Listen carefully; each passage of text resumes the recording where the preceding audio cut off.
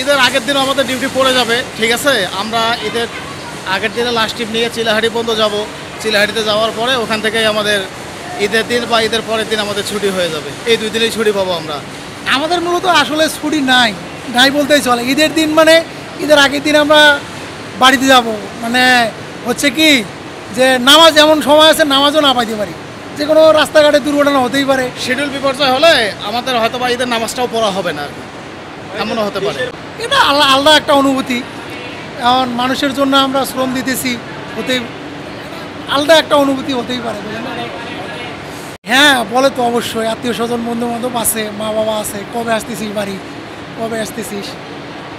কি বলবো, এখন একটা দায়িত্ব পড়ে গেছে, এখন দায়িত্ব থেকে তো আর সরে যেতে পারি না, এটাই হচ্ছে মেইন।